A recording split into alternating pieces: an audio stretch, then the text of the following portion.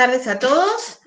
Les doy la bienvenida a esta sesión de clases especiales para los estudiantes de 3 materias, que son fundamentos didácticos, problemas en educación matemática e introducción a la enseñanza de las ciencias. Los estudiantes de introducción a la enseñanza de las ciencias hoy no están presentes, pero porque estos 2 textos no les tocan, pero sí van a estar a partir de la próxima clase, que va a ser el viernes que viene.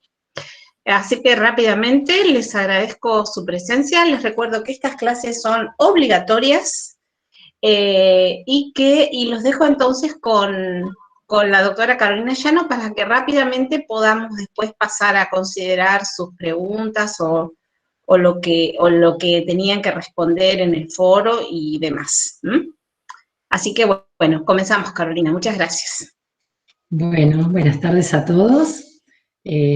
Agradezco a Rita por la presentación y a Paz por la ayuda. Voy a sintetizar las ideas centrales desarrolladas por Gerard Vergniaud y por Regine Doity. De Gerard Vergniaud no voy a desarrollar la teoría de los campos conceptuales, sino los aspectos didácticos desde la creación de la didáctica de la matemática hasta el desarrollo de los conceptos centrales de Vergniaud, relativos a la didáctica de la matemática, y de la teoría de Regine Doity, la dialéctica instrumento-objeto. Para mí esta imagen, que está como inicio de la comunicación, es muy especial.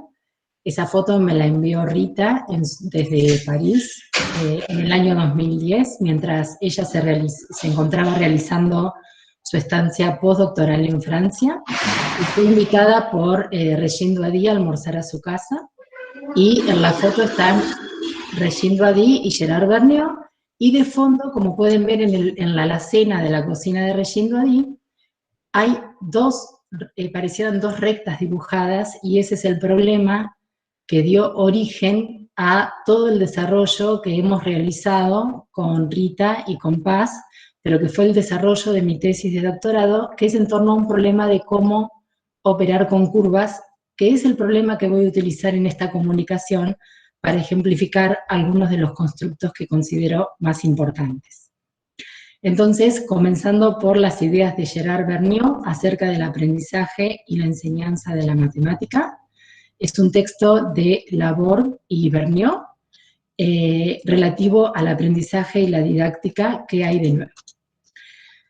Vergniaud comienza destacando que la didáctica de la matemática es una consecuencia de la reforma de la matemática moderna que se da en la década del 60 en las escuelas de Estados Unidos y Europa, que tenían por objetivo impulsar la educación científica y la habilidad de los estudiantes para hacer frente a las cuestiones tecnológicas de la Unión Soviética, y principalmente para dar respuestas a los problemas de los estudiantes en el nivel medio, porque tenían muchas dificultades para acceder a un nivel superior. Sintéticamente, en torno a lo que sería el conocimiento matemático, esta reforma de la matemática moderna implanta la teoría de conjuntos y elementos de álgebra abstracta en clases escolares. Como consecuencia de esta reforma, se origina la investigación en didáctica de la matemática en Francia, se crea el Instituto de Investigación sobre Enseñanza de la Matemática, el IREM, se desarrollan equipos de investigación en didáctica de la matemática en departamentos de matemática del Centro Nacional de Investigaciones Científicas de Francia, del CNRS, del que Gerard Vergniaud no solamente fue el creador, sino que fue director por mucho tiempo.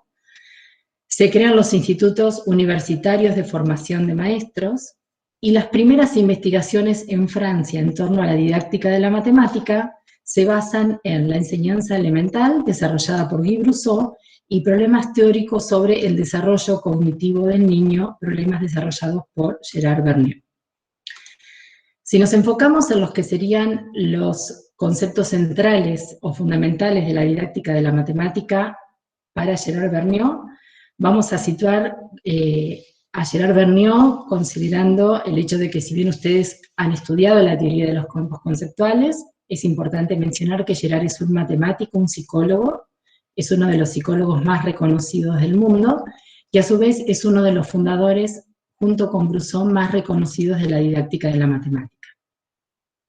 Gerard Vergniaud establece que la didáctica de la matemática francesa ha desarrollado diferentes teorías, y más que eso, él lo define como una metodología original en varios aspectos. Entre los desarrollos en Francia, él identifica 3 ejes de teorización que son fundamentales y que son relativos a la epistemología de los conocimientos matemáticos, la génesis y la adquisición de un conocimiento por parte de un sujeto, y la puesta en práctica de esta génesis en las situaciones escolares de enseñanza.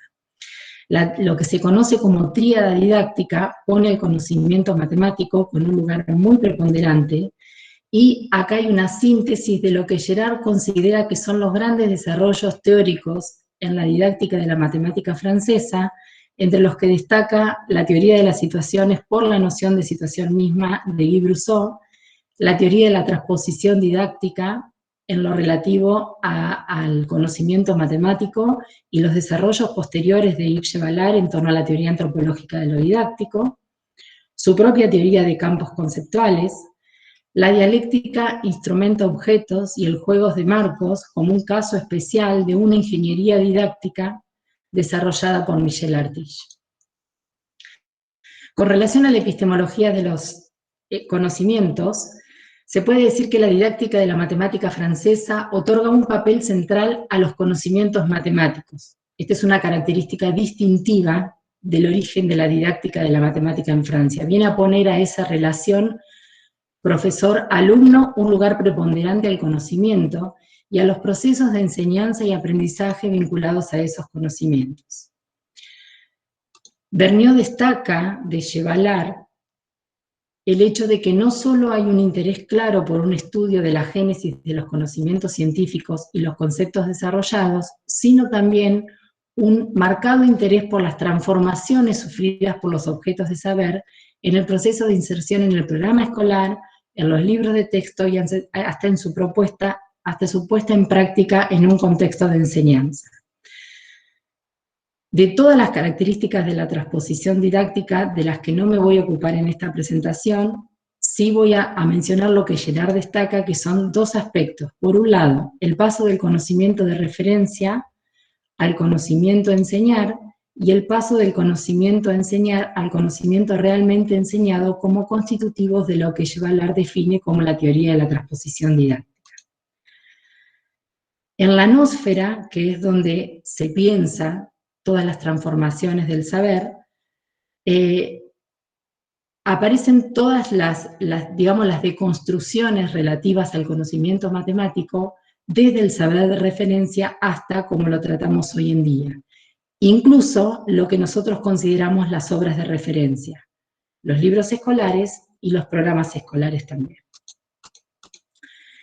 También identifica restricciones en las cuestiones relativas a los estudios de las epistemologías del conocimiento, identifica restricciones al nivel de lo viejo y lo nuevo, como un desarrollo de las nociones de continuidad y discontinuidad definidas antes por Piaget, y otro problema que instala Ballard, que para Vergniaud es muy importante, que tiene que ver con la ecología del conocimiento. ¿En qué condiciones un objeto matemático puede nacer con una determinada forma, desarrollarse, transformarse y hasta desaparecer? Para Vergniaud, la noción de institución que pone Ballard es fundamental con relación al conocimiento. Ballard dice que ningún conocimiento existe en el vacío, en un vacío social. Todo conocimiento aparece en un momento dado como anclado en una o varias instituciones, para lo cual la noción de institución vinculada al conocimiento se vuelve fundamental. Una institución puede ser cualquier cosa. Una escuela es una institución, así como una clase, pero también está la institución curso, la institución familia. Estos aportes de Ballard con relación a la epistemología de los conocimientos dejan en abierto la diversidad de formas que toma un conocimiento, y a su vez las condiciones y restricciones del funcionamiento del conocimiento, por ejemplo, en una determinada institución. Con relación al segundo problema, relativo a la génesis y adquisición del conocimiento por parte del sujeto, se destacan los desarrollos realizados por Gerard Vergniaud a la didáctica de la matemática a partir de la teoría de los campos conceptuales. Gerard Vergniaud considera que en el proceso de conceptualización el factor más decisivo reside en el conocimiento. Entiende a la didáctica de la matemática como el estudio de los procesos de transmisión y apropiación de los conocimientos, teniendo en cuenta los contenidos específicos que dichos conocimientos poseen. Por otro lado, si bien Gerard Vergniaud atribuye un papel que es irreemplazable a la pareja teórica situación-esquema, que viene a reemplazar a la pareja teórica sujeto-objeto, Gerard destaca 3 ideas teóricas que marcaron los grandes desarrollos en las investigaciones relativas a la didáctica de la matemática en Francia y que para él tienen que ver con la propia noción de esquema, con la noción de campo conceptual y con el cambio de estatus de los conocimientos con relación al uso de los significantes. Ustedes en los cursos anteriores, en el curso de Fundamentos Cognitivos, han estudiado muchísimo sobre teoría de los campos conceptuales, pero no viene mal que retomemos la noción de esquema como una noción central si estamos dispuestos a tratar de destacar la importancia en los procesos de apropiación y adquisición de los conocimientos por parte de un sujeto. Una definición de esquema lo define como una organización invariante de la conducta para una cierta clase de situaciones dadas. Esa noción de esquema es un concepto general. ¿A qué se refiere? A la organización de los gestos, de la vida cotidiana y también de los gestos profesionales, a la organización de las formas lingüísticas y enunciativas del diálogo, a las operaciones mentales que son esenciales para que un sujeto pueda enfrentar una situación-problema, y también a la interacción social que es parte constitutiva de los esquemas. La otra definición de esquema es la de el esquema como una totalidad dinámica funcional, es decir, entender que el esquema funciona como un todo. Gerard dice que podría entenderse como una especie de módulo finalizado por la intención del sujeto y que está estructurado por los medios que ese sujeto emplea para alcanzar los objetivos. Y una definición que va a ser la más útil para comprender todos los elementos que intervienen en estos procesos de operaciones mentales y no mentales que constituyen al esquema, que es la definición a partir de las 4 componentes. El objetivo y las anticipaciones, que es lo que la definición corresponde a las metas y a las submetas. Las reglas de acción y de encadenamiento condicional, que son las encargadas de generar la conducta, es decir, las reglas de acción, de captación, de toma y control de la información.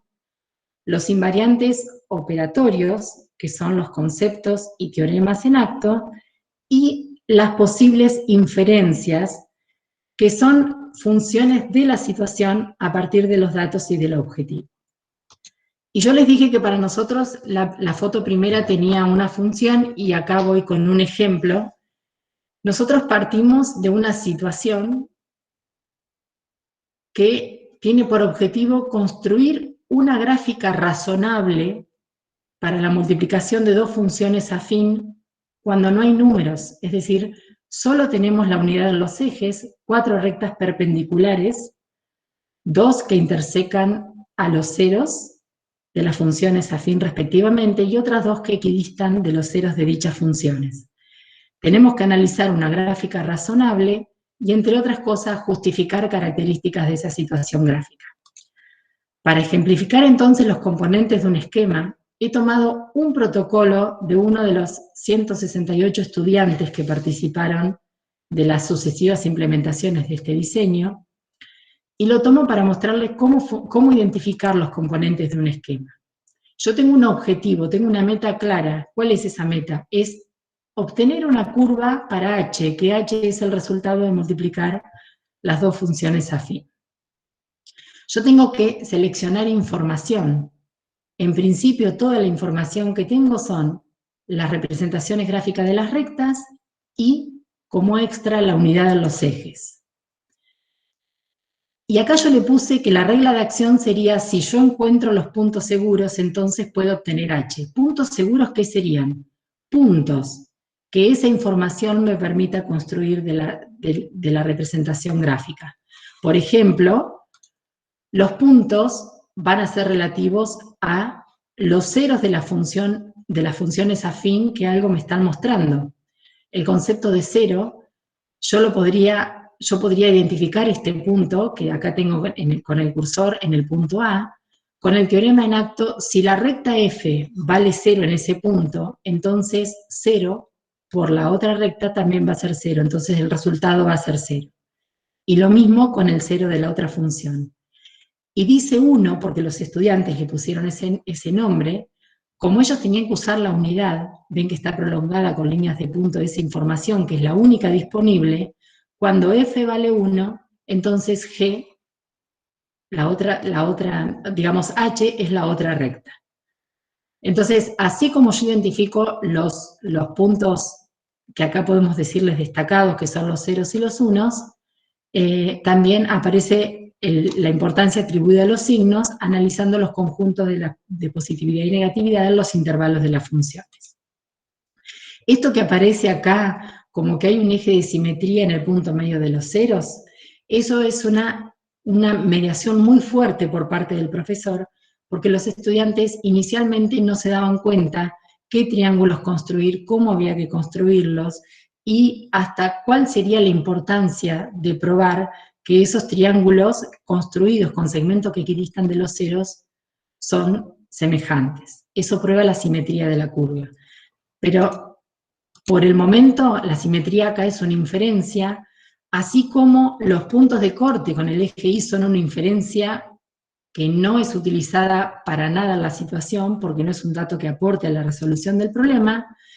Y otra inferencia que se destaca, por ejemplo, es que los estudiantes piensan, bueno, si yo tengo el punto de corte entre las dos rectas, entonces algo tiene que pasar en esa ordenada, y va a ser que si f y g se cortan en ese punto, h va a tener que ser el doble de ese punto.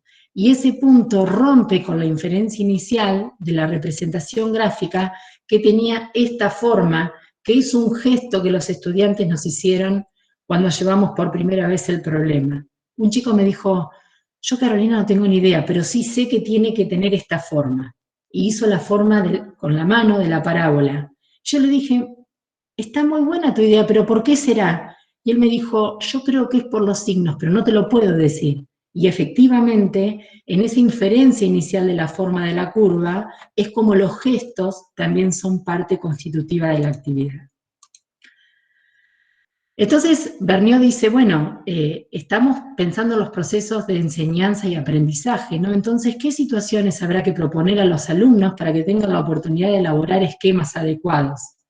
¿Con qué ayuda por parte del profesor los estudiantes van a lograr desarrollar esos esquemas? Su propia definición y la noción de campo conceptual es esencial para entender esta idea. Para Vergniaud todo el conocimiento está organizado en campos conceptuales, y yo seleccioné algunas definiciones que para mí son constitutivas de lo que yo quiero destacar, pero hay muchas definiciones de Gerard Vergniaud de campo conceptual, como por ejemplo un campo conceptual entendido como un conjunto informal y heterogéneo de problemas, situaciones, conceptos, relaciones, estructuras, contenidos y operaciones de pensamiento conectadas una con otras y probablemente entrelazadas en el proceso de adquisición. Entender al campo conceptual como un conjunto de problemas y situaciones cuyo tratamiento requiere conceptos, procedimientos y representaciones de tipos diferentes, pero todas íntimamente relacionadas. Consideremos en primer lugar un campo conceptual como un conjunto de situaciones. Un campo conceptual puede ser pensado como un conjunto de conceptos formando un sistema que se refiere a una diversidad organizada de situaciones y que es resultante de la actividad del sujeto en esas situaciones.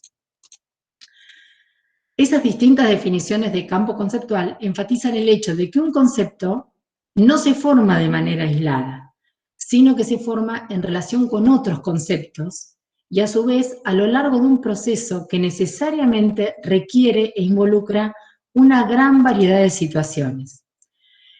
Voy a volver al ejemplo de la multiplicación de dos funciones afín, que es el objetivo reconstruir la representación gráfica de la función polinómica de segundo grado, una parábola, y con eso puede indicar que la elaboración pragmática de dicho concepto se ejecuta a partir de otros, como por ejemplo, los conceptos de función afín, ceros de una función, elemento neutro de la multiplicación, unidad y múltiplos de la unidad, dominio e imagen de una función, conjunto de positividad y negatividad de una función.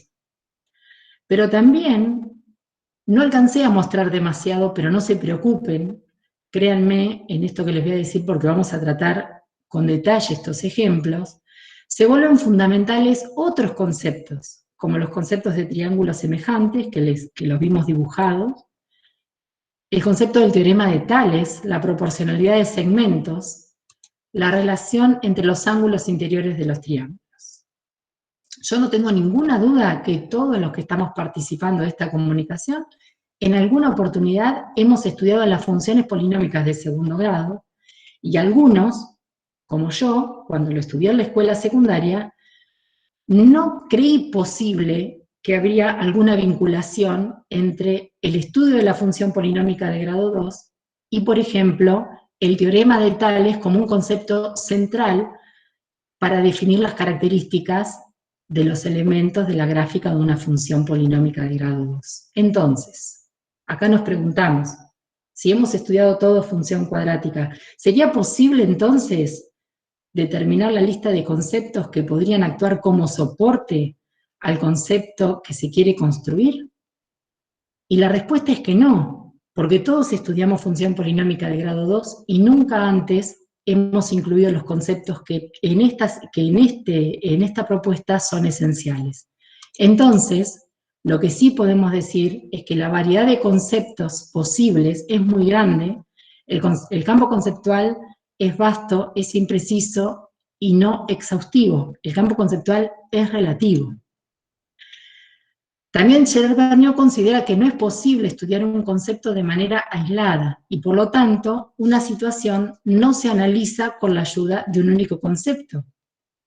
Y Gerard Vergniaud entiende la situación como una tarea.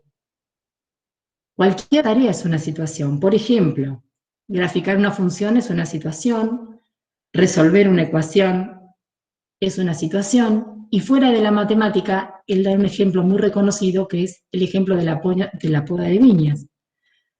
El ejemplo de lo que querrán, por ejemplo, del uso del GeoGebra para graficar una función. Para Vergniaud, cualquier tarea es una situación. También él considera que los conceptos adquieren significación, tampoco considera que los conceptos adquieren significación en una única clase de situaciones. Retomando el ejemplo que venimos haciendo referencia, habrá unas clases de situaciones que permiten construir conceptos vinculados estrictamente a las características de la representación gráfica de la función, otras situaciones que permitirán construir características, por ejemplo, de diferentes formas de enunciar las representaciones analíticas asociadas a las funciones polinómicas de segundo grado, otro grupo de situaciones dirigidas a construir las propiedades y la multiplicidad de los ceros de dichas funciones, y habrá tantas clases de situaciones como conceptos indicados a las funciones polinómicas de grado 2 se quieran estudiar. Pero lo que es importante y lo que él destaca como una actividad a tener en cuenta por parte de un profesor es que todas esas situaciones deben vivir en estrecha relación. La noción de concepto también es muy conocida por ustedes, y cuando decimos que un concepto no se puede reducir a su definición, es porque hacemos referencia a que Gerard Vergniaud entiende que el concepto se conforma por una tripleta de 3 elementos, lo que él define como la referencia, el conjunto de situaciones que dan sentido al concepto, el significado, que es el conjunto de los invariantes operatorios, conceptos en acto y teoremas en actos, sobre los que reposa la operacionalidad de los esquemas, y el significante, el conjunto de las formas lingüísticas y no lingüísticas que permiten representar simbólicamente el concepto, las propiedades, las situaciones y los procedimientos de tratamiento, los sistemas de representación. Para Vergniaud, entonces, estudiar el desarrollo y el funcionamiento de un concepto implica considerar los 3 planos a la vez.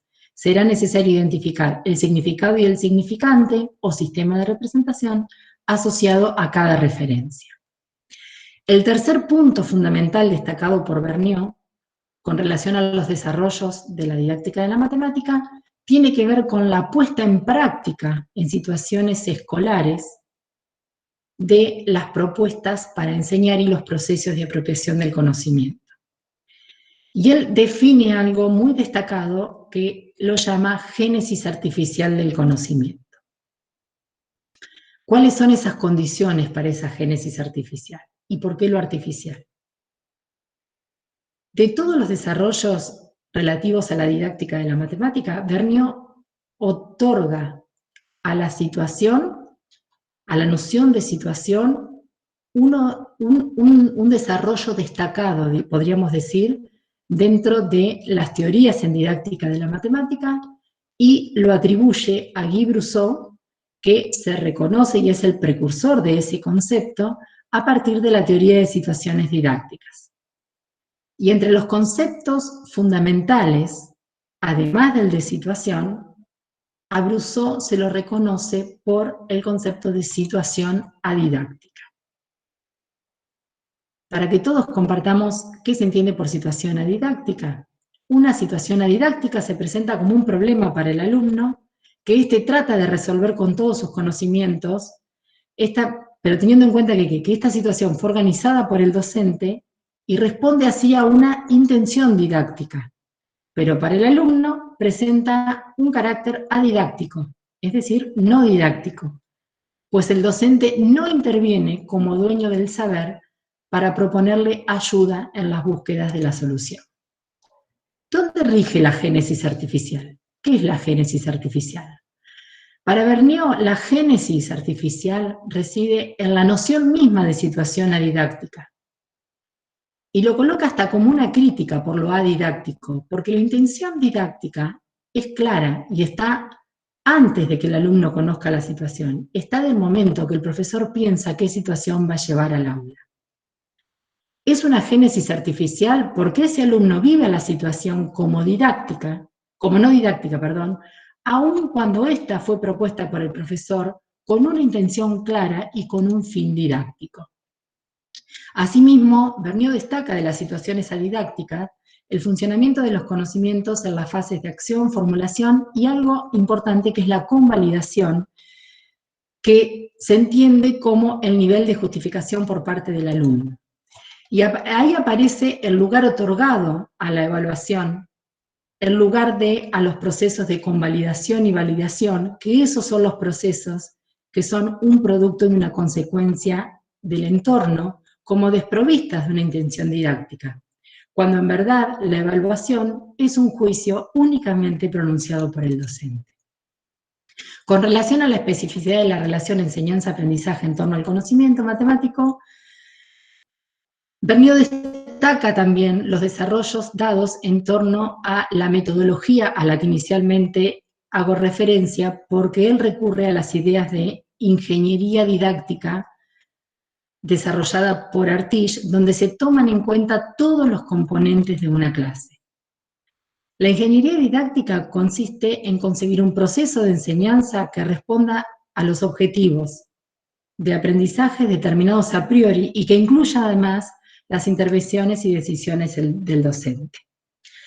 Entre estos desarrollos teóricos e investigaciones que dan respuesta a esta génesis de adquisición del conocimiento en situaciones concretas de aula, Vergniaud destaca dos. Una es la enseñanza de los números decimales a partir de los conceptos fundamentales de la teoría de situaciones didácticas de Brusseau, y la ingeniería didáctica sobre las medidas y números decimales fraccionarios y racionales basadas en la dialéctica instrumento-objetos y juego de marcos de Regine-Doady.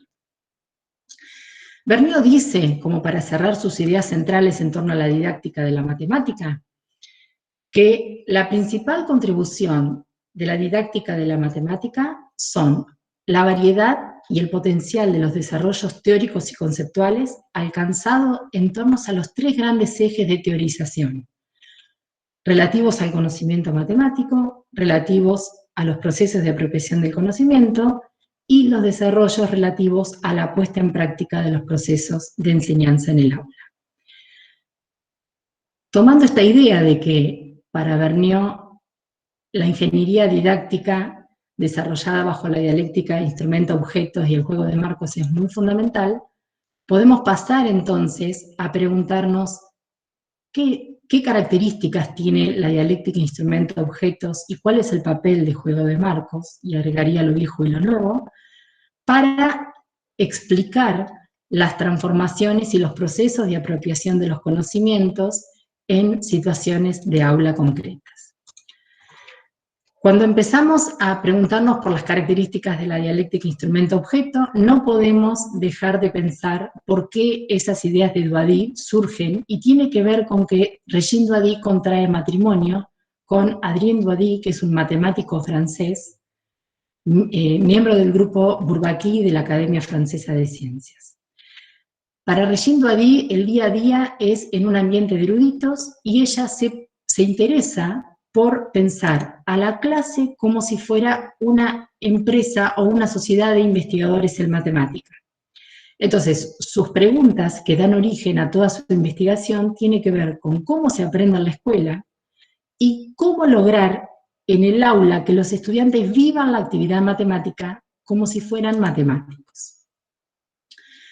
Como dije antes, la metodología del trabajo de Doady se enmarca en la ingeniería didáctica y se caracteriza por la elaboración de realizaciones didácticas de tipo experimental.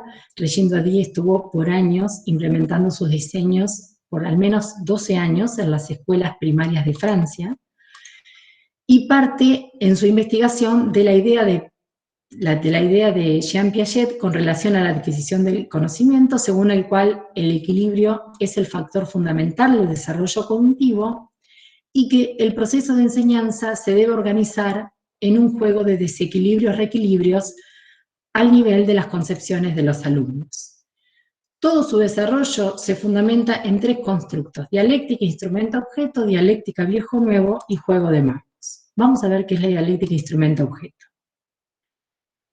Por ser una dialéctica para un concepto matemático, es necesario distinguir su carácter instrumento y su carácter objeto. Por instrumento entendemos el funcionamiento del concepto por necesidad de los diferentes problemas que éste permite resolver. Un concepto toma sentido por su carácter de instrumento. Un concepto es instrumento cuando es utilizado con la idea de resolver un problema, siempre, y ese problema y ese concepto en el problema siempre se presenta contextualizado. Ahora bien, un mismo instrumento puede ser adaptado a varios problemas, varios instrumentos pueden ser adaptados al mismo problema, y a su vez un instrumento puede o no ser explícito.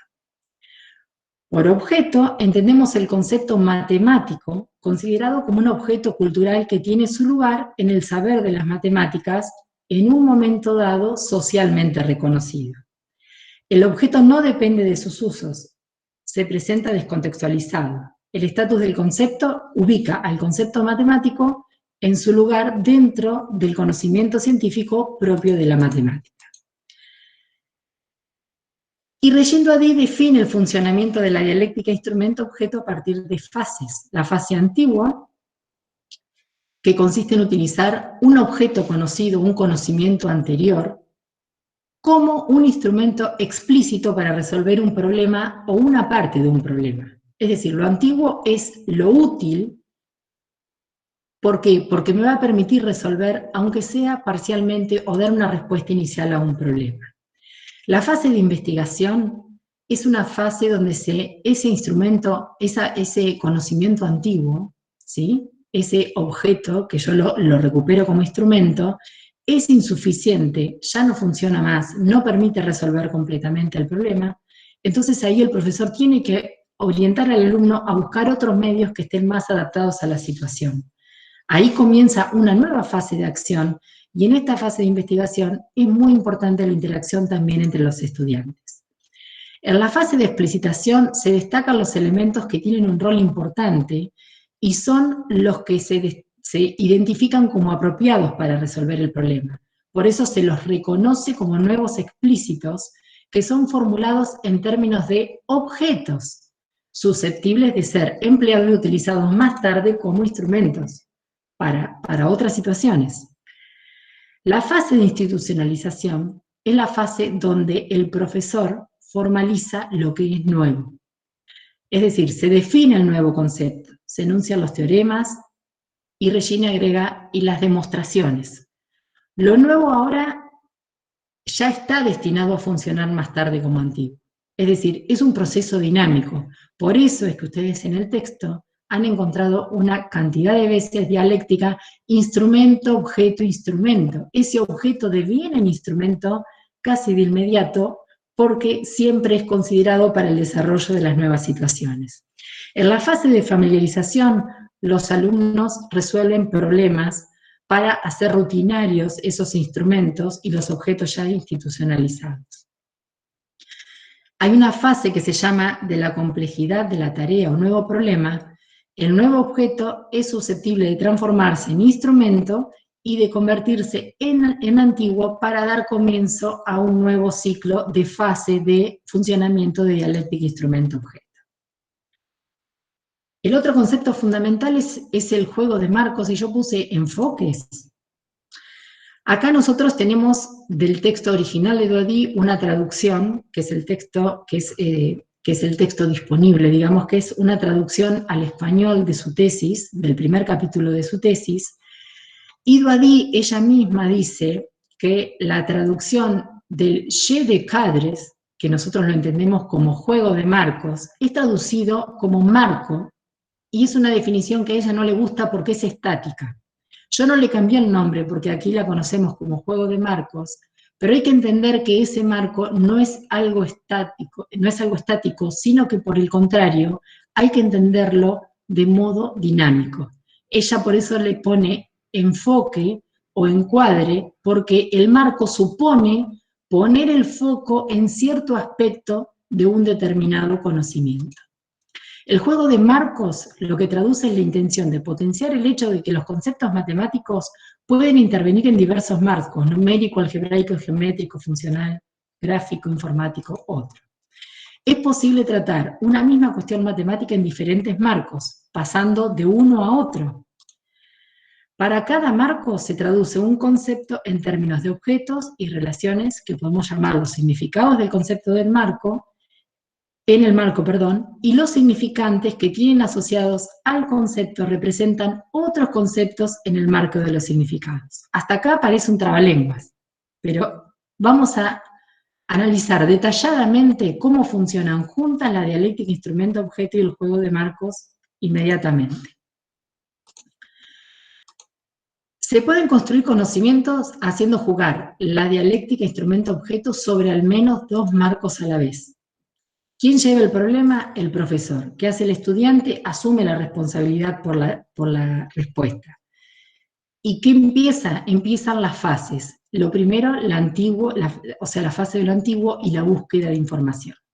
En esa búsqueda los alumnos se encuentran dificultades siempre para resolver problemas, porque el problema no está en los alumnos, está en las posibilidades que ofrece el marco. Un marco me permite desarrollar una respuesta hasta un determinado punto y no me permite avanzar más allá de eso, porque para eso es necesario cambiar de marco.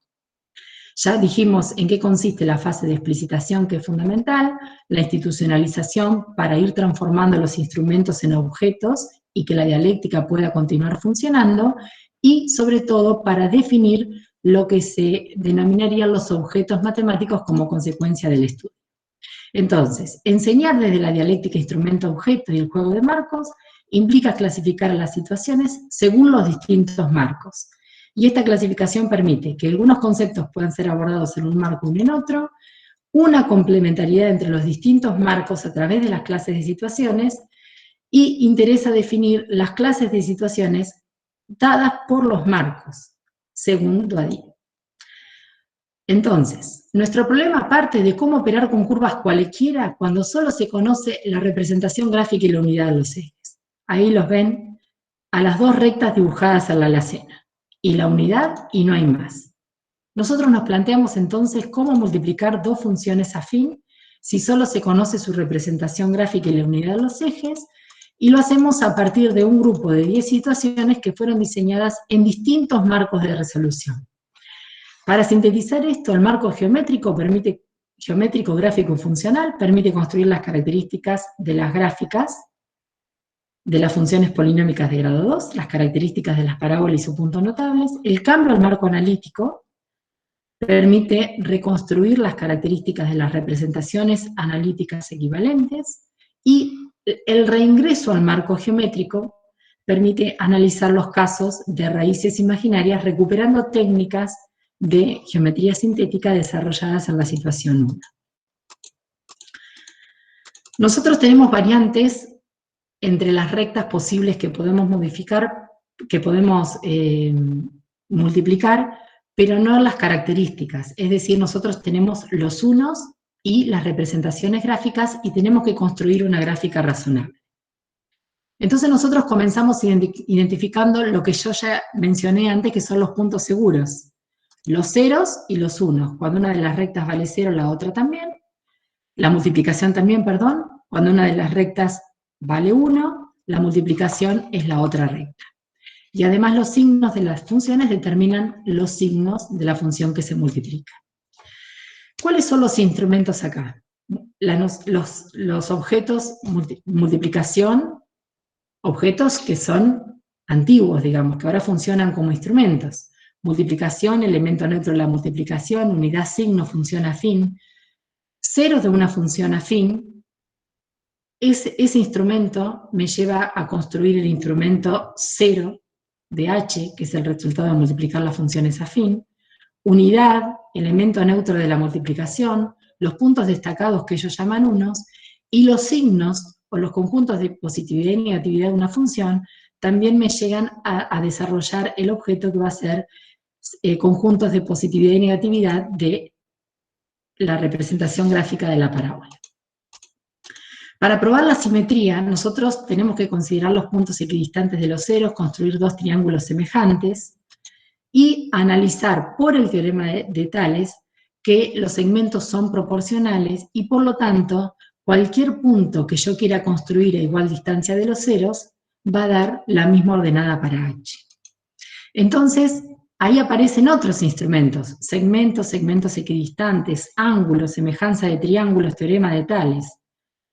¿Para qué? Para construir triángulos semejantes, pero específicamente el concepto de simetría.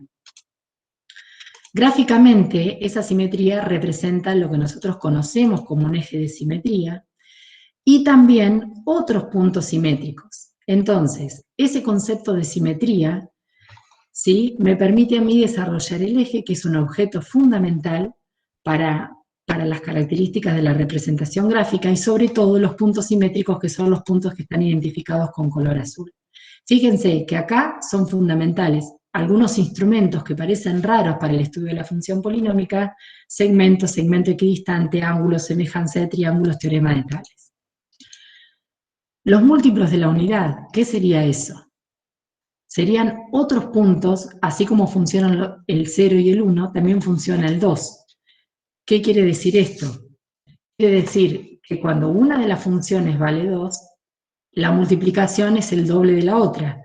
F vale 2 en el punto XL, entonces H es 2 veces la función G en ese punto.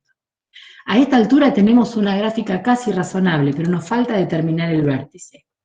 Esos objetos que habíamos construido antes, los unos, ¿recuerdan?, y los múltiplos de la unidad, se vuelven instrumentos, porque me van a permitir construir otros que ellos denominan los 2, el menos 1, y los puntos simétricos por el eje de simetría que yo he definido antes como un objeto y que acá se me vuelve un instrumento para definir los puntos en rombo en color verde. El vértice está en el punto medio del segmento terminado por los ceros de la función. Esto es una afirmación, pero en el desarrollo de la situación es una de las grandes discusiones que son el resultado de analizar el eje de simetría. ¿Qué pasa exactamente en el punto medio de los ceros? Entonces, ¿cómo se obtiene el vértice? También por recurrencia a las técnicas de geometría sintética. Con los segmentos A y 1 se construye un triángulo quién es A, la distancia, o sea, el segmento determinado entre el eje X y la recta F, se traslada el otro, que es el segmento determinado, acá lo amplío, es el segmento determinado entre el eje X y la recta G, y se construyen dos pares de triángulos semejantes que, por el teorema de Tales, identifican una longitud, que es esta C, que se corresponde con el vértice de la parábola. Entonces acá, ¿cuáles son los instrumentos? Y bueno, los instrumentos son segmentos, semejanza de triángulos, la unidad y el eje de simetría. Y el objeto es el vértice. El funcionamiento de esta dialéctica instrumento, objeto, instrumento, ya vimos como muchos objetos se han vuelto instrumentos, se refleja en la construcción final del objeto parábola, en la identificación de los puntos notables y en la representación de una gráfica razonable para H. Dijimos que había diferentes posibilidades de multiplicar rectas. Esta es el resultado de multiplicar otras rectas. Fíjense cómo al cambiar de situación, los objetos pasan a ser antiguos. Los ceros de H, los 1, los 2, los menos 1, además de los que ya había mencionado antes, para que, incluso el de simetría y el de vértice, para construir otras características de parábolas diferentes, siempre identificando y justificando con técnicas de geometría sintética los puntos notables de H y la gráfica de una parábola. Y en este caso, no solamente se vuelven, digamos, antiguos los objetos desarrollados, sino que se desarrollan permanentemente nuevos objetos, como en este caso la multiplicidad de los ceros, porque las rectas cortan en un único punto. Pero acá estamos entonces, ahora que graficamos H, nos encontramos ante la pregunta de ¿cuándo aparecen las fórmulas? ¿Podemos obtener las representaciones analíticas? Es decir, ¿podemos obtener al menos una fórmula para H? La respuesta es que en este marco no. ¿Y por qué en este marco no? Porque yo no tengo información para obtener las fórmulas de H. Incluso los chicos insistieron mucho en obtenerlas. Y el punto es que no tenían precisiones sobre las características que esos puntos que ellos con la regla intentaban trasladar, y por ejemplo la profesora decía, pero esa regla mide bien, entonces no hubo forma, y no hay forma, porque el marco geométrico, gráfico y funcional no es un marco que permite desarrollar los conceptos relativos al marco analítico. Entonces, si queremos encontrar las representaciones analíticas, hay que tomar una situación que es, en apariencia, similar a la anterior, pero es distinta. ¿Por qué es distinta? Porque está dada en otro marco. Resulta que acá nosotros tenemos dos rectas, tenemos unos puntos que son ahora conocidos, y se nos pide obtener todas las fórmulas posibles, y también una representación gráfica. Entonces acá vemos cómo con el cambio de marco se abandonan todos los desarrollos del marco geométrico en apariencia, ¿no? Y el nuevo marco permite obtener objetos distintos que el marco anterior no me permitía desarrollar, como por ejemplo las representaciones analíticas. ¿Qué obtengo yo acá?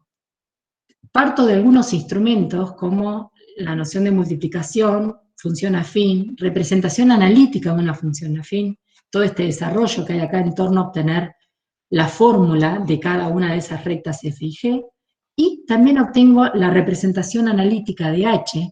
Es destacado porque lo obtengo primero en su forma factorizada, como está indicado acá abajo, y luego en su forma polinómica, y eso para nosotros es muy importante.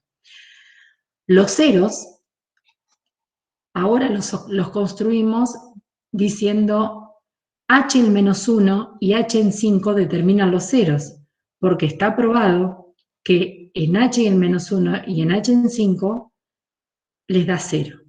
Del mismo modo que el vértice ya no es una construcción. Está calculado que H en 2 es 4,5, a partir de la representación analítica. El eje de simetría está marcado, pero se dice que está en el punto X igual 2. ¿Por qué? Porque es el punto medio de los puntos H en menos 2 igual a H en 6, que son los puntos que se identifican en el problema, que serían los simétricos. ¿Qué me permite este nuevo marco? La representación analítica de las funciones polinómicas de grado 2, primero en la forma factorizada y después en la polinómica, y también me permite obtener una representación gráfica de la parábola. pero ya no de manera aproximada. Entonces, en los marcos geométrico, gráfico y funcional, el papel que adquieren los puntos seguros es fundamental. Los ceros ingresan como una inicialización por las características de las situaciones. También los signos, que es otro de los objetos fundamentales para empezar a tratar con ese problema. Es que los signos son una tarea que los estudiantes realizan desde el principio porque necesitan hipotetizar una curva y no tienen mucha más información. La construcción del vértice y la justificación de la geometría no son posibles si no es a partir del marco geométrico, al menos en el nivel de la escuela secundaria. Y esas construcciones, por lo general, son una consecuencia de la representación analítica. Acá son un desarrollo destacado, que lo permite el marco geométrico. Es decir, el marco geométrico, gráfico y funcional, permite justificar todos los puntos notables de la parábola que se suelen asumir como naturales y además sin cuestionamiento. ¿Qué pasó cuando cambiamos al marco analítico? Nos damos cuenta que desaparecen las construcciones de geometría sintética por una cuestión obvia, y lo obvio tiene que ver con la ecología de las técnicas, digamos, ¿qué vive más? ¿Todo el trabajo realizado con el triángulo, o si yo tengo la fórmula reemplazo por el valor que quiero averiguar y me da el resultado? Bueno, pero esas fórmulas no son una imposición, son una consecuencia de haber ingresado al marco geométrico antes. Entonces es natural construir primero la forma factorizada y después realizar, aplicando las propiedades analíticas, el paso a la forma polinómica. Lo que se denomina el paso a la forma polinómica es natural, no así la inversa, cuando ellos tienen que pasar de la forma polinómica a la forma factorizada, aunque por las características iniciales y el reingreso al marco geométrico, como les mostré, se vuelve relativamente natural por las rectas. Lo más importante, tanto los objetos construidos como los instrumentos utilizados para estas situaciones se volverán instrumentos para construir nuevos objetos. Por ejemplo, ¿es posible ahora multiplicar 3 rectas si ya multiplicamos 2? Y bueno, creemos que sí. ¿Es posible multiplicar una recta y una parábola? La respuesta es que sí. ¿Por qué? Porque los instrumentos ya los disponen, o sea, ya están. Lo que hay que hacer es reproducir esos instrumentos para enfrentar los obstáculos que van a conformar en esas situaciones, que va a ser multiplicar una curva más o una característica distinta de esa curva, y que va a tener por objetivo reconstruir los objetos relativos a las funciones polinómicas. Y es posible también realizar el cociente entre dos funciones afín y entre funciones polinómicas para estudiar las funciones racionales, y la respuesta es que sí.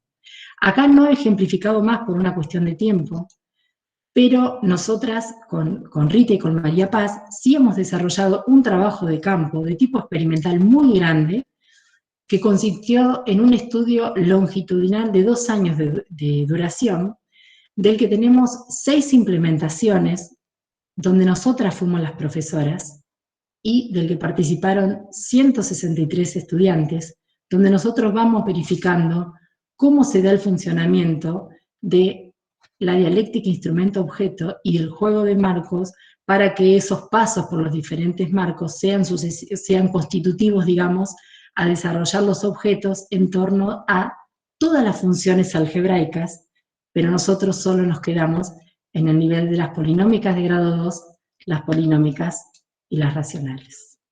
Muchas gracias.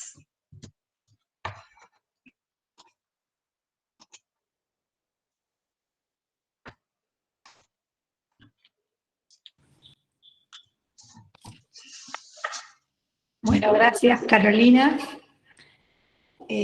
Vamos a pasar ahora al momento de las preguntas. Si alguien tiene alguna pregunta, que se desmotee, que active su cámara y puede hablar.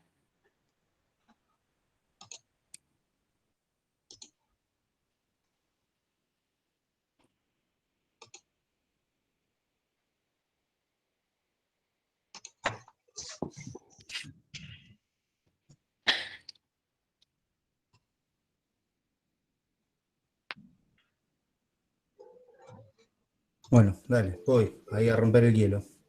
Sí, estoy con micrófono. Bueno, Rosbasco. Sí, sí. Total, No podía ser de otro modo. más tarde vamos a preguntar lo mismo. La pregunta es la siguiente, tiene que ver con una de las lecturas. Y viene pegado lo de la situación adidáctica. A ver si me acuerdo. La característica de que sea adidáctica es que el estudiante no perciba, a ver, la intervención del docente en el momento de la convalidación de la actividad. Más o menos muy bien, ¿no? No. No, A ver, entonces, primero por ahí. ¿No es ahí adidáctica? no. De acuerdo a lo que, bueno, está definido por... ¿Qué pasó? Hay mucho ruido. La situación didáctica se presenta como un problema para el alumno, Sí. ¿sí? Que ese conocimiento, o sea, que el estudiante trata de resolver ese problema con lo que él sabe, ¿sí?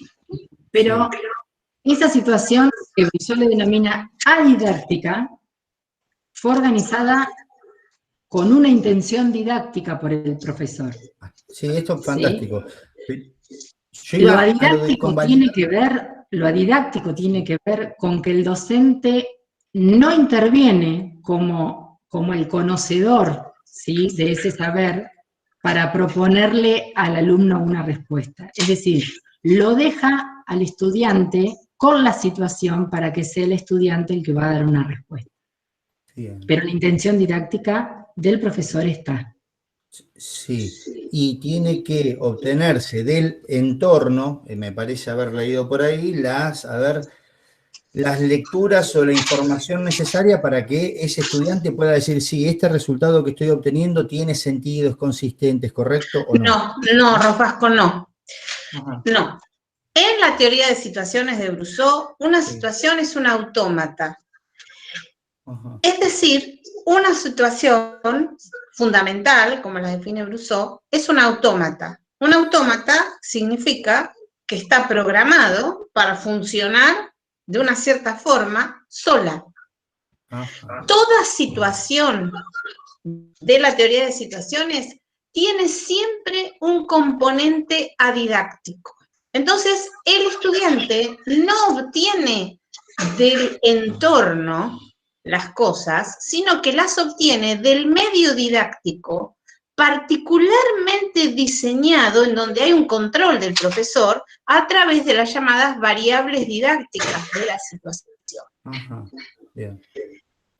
Tenemos que entender que la teoría de las situaciones es una teoría compleja que Brusó le dedicó un libro entero al medio didáctico y que en medio de una situación didáctica se producen lo que se llaman acciones y retroacciones del alumno y que ese tipo de acciones que se realizan sobre el medio didáctico planteado por el profesor, pero que está didáctico, porque el profesor no aparece como el que está controlando el medio didáctico de ninguna manera, pero sin embargo lo controla, y lo controla a través de las variables didácticas de la situación.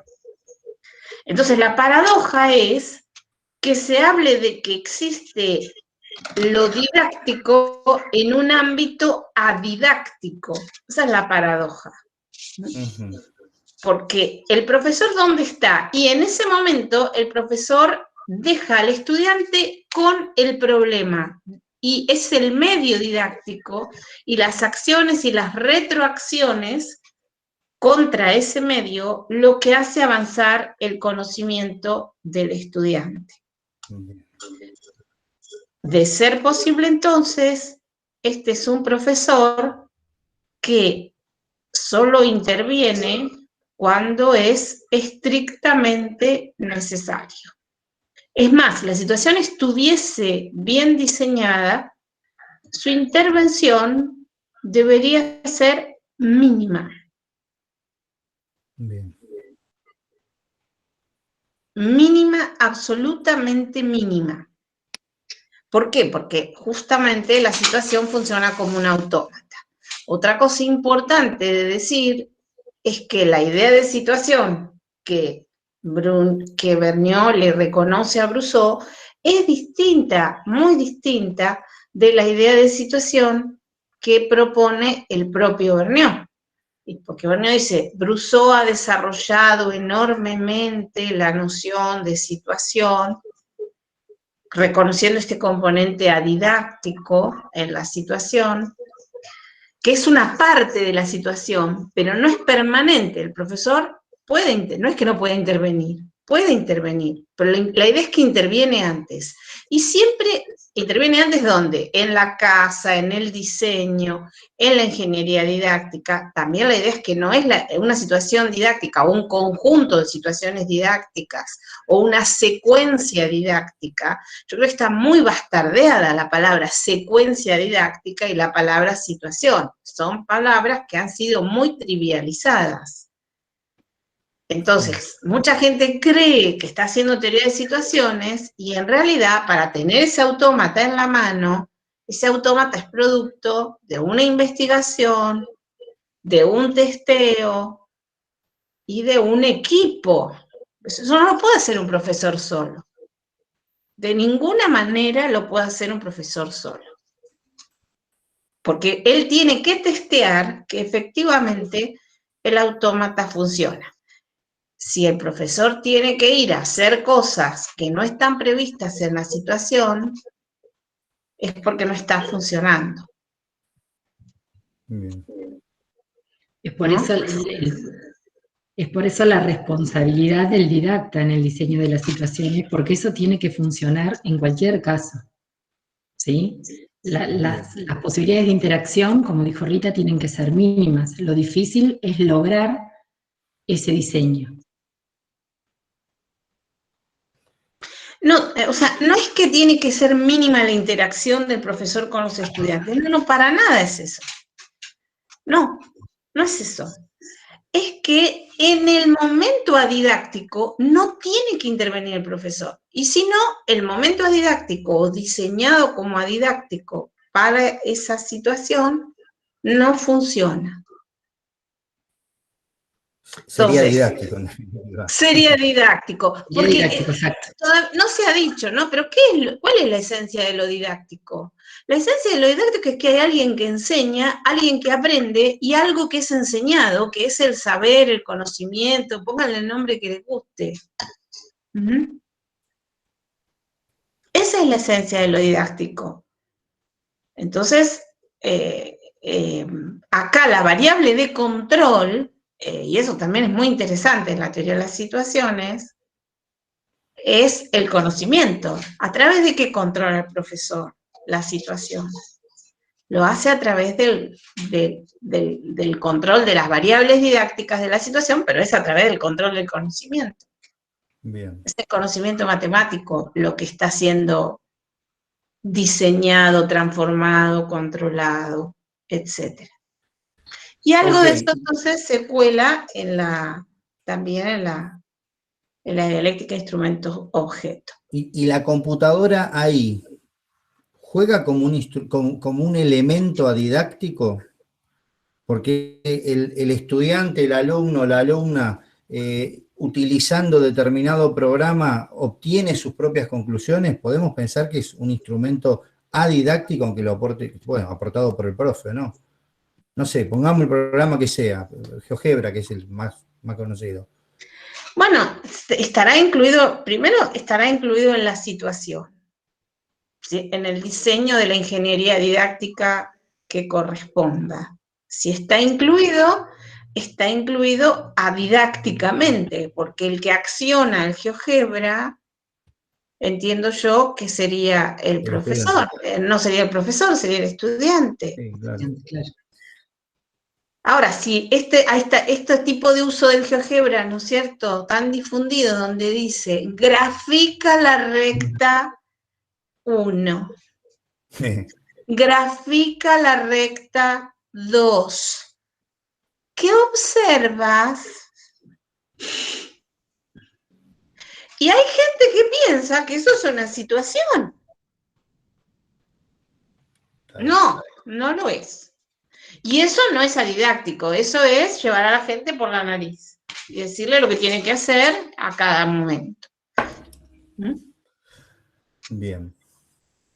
Porque también esta gente estaba inspirada en la teoría piagetiana y en la epistemología genética y en la dialéctica sujeto-objeto o en la dialéctica esquema-situación.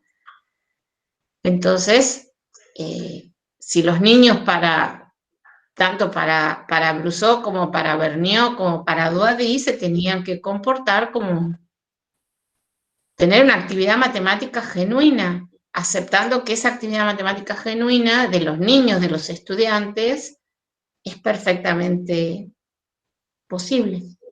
Bueno. Y el profesor entonces estaba siempre como de afuera, a menos que fuera estrictamente necesario. Entonces, no sé, por ejemplo, mucha gente también piensa que el chino que sale, que es tan famoso, que está en la tele, en los videos de YouTube, del método Singapur, que el chino está haciendo ingeniería didáctica o teoría de situaciones. No, el chino es un conductista de la hostia y no hace teoría de las situaciones. No está haciendo teoría de situaciones. El chino es un excelente profesor, no me acuerdo ahora cómo se llama, El que usamos en cognitivos, digamos. Claro, el chino es un profesor excelente como conductista, es un maestro manejando los estímulos, pero él está todo el tiempo actuando didácticamente, no adidácticamente. No existen ahí situaciones con un componente adidáctico. Bien. Bueno, no sé, algo más, porque si no vamos a mirar las preguntas en el Moodle. No, yo tenía Sí, acá preguntan en el chat, creo que Natalia, vos corregime si no, dice, ¿podría ser la introducción de un nuevo tema mediante la utilización de conocimientos previos de los estudiantes? Creo que se está haciendo referencia a las situaciones adidácticas. ¿Podría? No, ya creo que ya le contesté. La introducción de un nuevo tema, a menos que sea parte de un diseño didáctico basado en la ingeniería didáctica, no es una situación didáctica en el sentido de Brousseau. Entonces es un abuso señalar a eso como una situación didáctica. Ahora, yo le puedo decir que es una situación didáctica porque yo me propongo enseñar con eso, pero en nombre de eso se hace cada cosa. Entonces, yo les diría incluso que excede largamente las posibilidades de los profesores.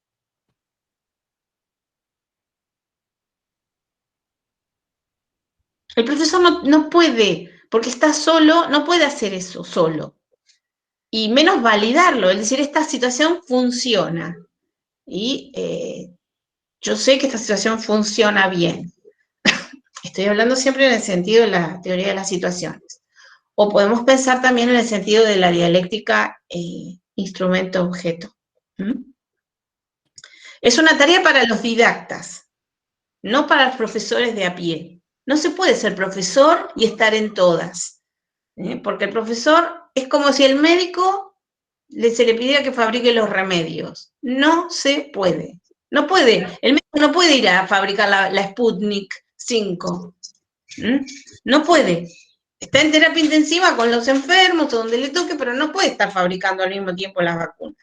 Fíjense que eso no ocurre. Entonces, en didáctica pasa lo mismo. La didáctica es una disciplina científica porque en general esa gente que hace las ingenierías las va, las testea, las experimenta, las cambia en función de sus experimentos, tal como se testea una prueba, etcétera, una prueba médica, por ejemplo, pero no es el que está ahí dando la clase.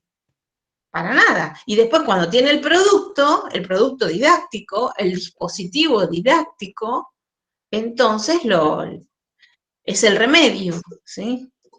Es el remedio. Eso. Puede usar, puede hacer eso. Profesora, ¿Y hay otra pregunta más? Ah, sí, Esteban. disculpe, una pregunta cortita nomás, porque no me queda claro. ¿El concepto de convalidación es equivalente al momento de validación en la teoría de situaciones de Brousseau? Sí, porque sí, yo supongo que sí, pero tenemos que pensar que esa situación, que no es momento, es situación, ¿no? Brousseau cree, la validación es agregada a posteriori por Brousseau. Al principio no estaba la validación en la teoría de las situaciones de Brousseau. Ah, ok. Sí. En la primera formulación. Entonces, lo que ellos quieren hacer, creo yo, es que la propia situación te tiene que convalidar el resultado. O sea, la ingeniería tiene que estar diseñada de modo tal que uno entienda, que los estudiantes entiendan o convaliden lo que saben. Sin necesidad de que el profesor les diga si saben o no. Sin necesidad de que el profesor sea el que diga lo que sabe. Idea. Sí. Ok, entendido, gracias. No, de nada. Entonces, y no confundirlo con la evaluación, que ahí en el texto lo que queda claro es que ellos están llamando evaluación a la calificación. Sí. Y eso no es evaluación, ¿no? Pero ellos se refieren a que la convalidación no tiene nada que ver con la calificación y que en el caso de la evaluación entendida tradicionalmente es una prerrogativa exclusiva del profesor. Ahora eso lo podemos discutir, porque evaluar es dar valor, y eso entonces no siempre es el profesor el que da valor, pero en una secuencia, en una ingeniería didáctica bien diseñada, el salir de la situación con suceso ya implica que ya se aprendió. Cecilia Nies está preguntando algo, no sé, ahí la vi. Sí, Cecilia Nies pregunta, que venía relativo a lo que había preguntado, lo que había comentado Nicolás acerca de la incorporación de, por ejemplo, el GeoGebra, y ella pregunta que si se utiliza, por ejemplo, el GeoGebra, si eso sería otro marco para abordar el problema.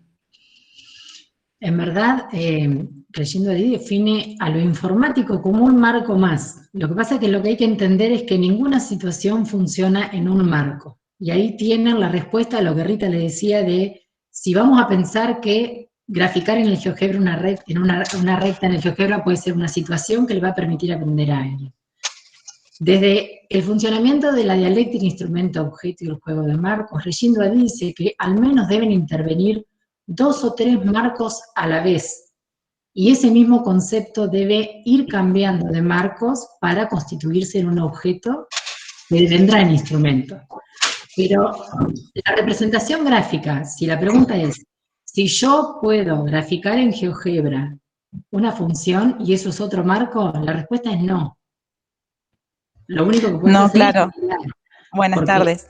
Perdón, no, yo lo que preguntaba era que por ahí se puede adaptar ese problema que planteaste vos de las rectas y la multiplicación, pero habría que cambiar la consigna para que se pueda usar esa situación en el marco de GeoGebra, digo. ¿Qué sería el marco de GeoGebra? Esa situación se puede usar en el marco de GeoGebra. El GeoGebra tiene el marco de GeoGebra. Claro, se puede utilizar. ¿Y sería una situación didáctica ahí? La respuesta sería que... Es lo de menos, mira, si vos querés pensar... ¿En qué sentido? ¿En el sentido de Brousseau o en el sentido de Vergniaud? ¿O en el sentido de Doisy? En el sentido de Brousseau no puede ser una situación didáctica o una situación. En el sentido de Vergniaud sí, porque cualquier tarea es una situación. Y en el sentido de Doisy no podés con una situación sola, tenés que tener un conjunto de tareas o de situaciones, porque, ojo, que Doisy no da la definición de situación. Ella no define una situación, ella dice que en una situación o en la resolución de un problema deben intervenir al menos 2 marcos en simultáneo o más, pero no dice lo que una situación es. Entonces, por eso está bien la pregunta en qué sentido. Pero vos podés hacer una adaptación, porque eso es lo que está comentando Rita y es la última pregunta que creo que hicieron. Es la comunidad de didactas la que desarrolla los instrumentos. Los profesores, ¿qué pueden hacer? hacer uso de esos instrumentos. Y por supuesto, vos podés decir, bueno, yo la verdad que el marco geométrico lo voy a sacar, porque a mí no me interesa. Y voy a empezar a multiplicar rectas analíticamente. Sí, como no. Y vos querés verificar si la gráfica del papel es la misma que la del GeoGebra, irte al GeoGebra no es un marco más, pero no te va a imposibilitar utilizarlo como un instrumento. Claro, entiendo, ahora me queda mucho más claro. Vamos a tratar de reubicarnos. En esta unidad, nosotros estamos tratando de entender, y no de vender, sino de entender, qué idea de didáctica tienen los distintos referentes de la didáctica francesa, que a mi juicio son los únicos que se han ocupado de hacer teorías didácticas. ¿En dónde? Son los que se han ocupado de hacer teorías didácticas, a diferencia de hacer teorías cognitivas, porque, insisto, en la teoría didáctica se ocupa del problema de la enseñanza y no tanto del problema del aprendizaje. A la pregunta primera, ¿por qué la teoría de Vergniaud de los campos conceptuales es una teoría didáctico-cognitiva que hizo acá la profesora Carolina? Ustedes respondieron cualquier cosa, pero más allá de eso, nunca respondieron que es una teoría que se ocupa, además del aprendizaje, del otro polo, que es el didáctico, que es de la enseñanza. Y de la enseñanza no a nivel cómo se enseña, que usemos tizas de colores, que parate adelante, que no camines, que no sé qué, que no sé cuánto. Eso no es didáctica, sino a el tema de el conocimiento. O sea, la variable conocimiento es una variable central en una teoría didáctica moderna. En la didáctica de Comenio no existía el conocimiento, no era un problema el conocimiento. Y lamentablemente, vemos continuamente que mucha gente que hace didáctica se pone a hablar de cualquier cosa, pero el conocimiento no se lo ve. Entonces, la originalidad de estas teorías, Douady es una matemática. El marido de Douady es un miembro del grupo Bourbaki, que le hace pensar en que la matemática de última, los matemáticos está muy influenciado el hacer matemática por los sistemas de representación propios de la matemática. Me parece que eso es una cosa que no está en la propuesta de Vergniaud. Vergniaud, cuando definió el concepto, lo definió como situación, invariantes operatorios, ¿y qué metió? Sí, por supuesto, metió, y sistema de representación. Pero Douady llevó al extremo ese asunto del sistema de representación cuando dijo, bueno, no hay aprendizaje, propone Douady, matemático, si yo no tengo más de un marco en danza. Tengo que tener por lo menos 2. Ustedes pueden decir, ¿por qué 2 y no 8? No sé, pero lo que ella está diciendo es que tiene que haber por lo menos 2, porque eso es la esencia del trabajo matemático. Los chicos de la escuela primaria de Douady, cuando uno mira los protocolos, creaban sus propias notaciones matemáticas.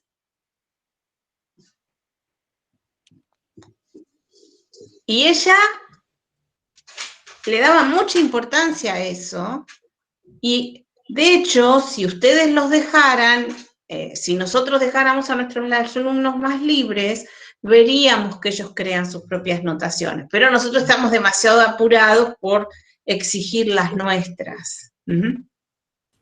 Entonces, la didáctica es una ciencia y muy joven. Hay muchas teorías, fíjense, solo en la corriente francesa, ¿sí? Gente que era amiga, Brousseau, Vergniaud, Douady, estaban todo el día juntos, digamos, por decirlo de algún modo, y tiene cada uno su teoría,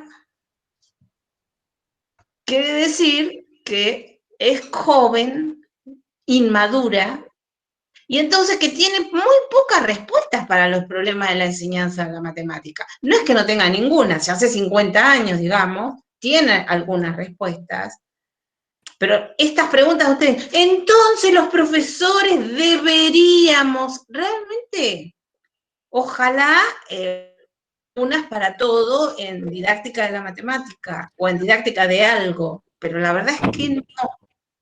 Entonces lo que los profesores deberían no es algo que esté en las ideas de las teorías didácticas. No, uno no puede decir a partir de una teoría didáctica lo que los profesores deberían hacer. Los profesores son una gente que está ahí comisionada para enseñar matemática.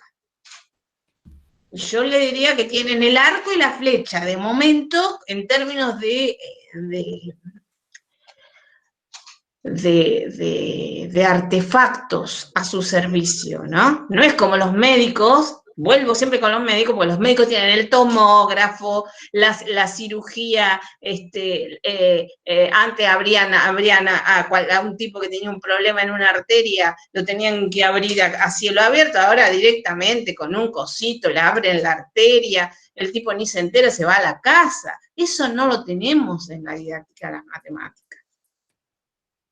Entonces, bueno, tranca con eso de lo que los profesores deberían. Yo lo que creo es que los profesores sí deberían, si se me permite la licencia, preocuparse por las matemáticas. Eso me preocupa. Me preocupa la gente que piensa que enseña matemáticas, pero desprecia las matemáticas. Entonces, una cosa central, tanto en la dialéctica instrumento-objeto como en la teoría de los campos conceptuales, es que el campo conceptual es específico, es de las matemáticas. Entonces ahí Vergniaud contradice a su maestro Piaget, que pensaba que la inteligencia no dependía del dominio, no dependía de que uno era inteligente en general, y uno aprendía, desarrollaba los esquemas en general. No hay esquemas, desarrollo de esquemas, si no hay una situación específica de un campo conceptual específico. Entonces, el trabajo de los profesores, pobres, nosotros, cuando somos profesores, es pensar las situaciones, estoy hablando en el sentido de Vergniaud, que les vamos a proponer a nuestros alumnos, con el objeto de que aprendan. Y ahí, si no nos ponemos pretenciosos, yo creo que son tareas, tipos de tareas, etcétera, que nuestra experiencia, los libros y todo eso de lo que disponemos nos ayuda para enseñar. Lo único imperdonable para mí, un profesor de matemática, es que no enseñe matemática. Eso sí, para mí es imperdonable.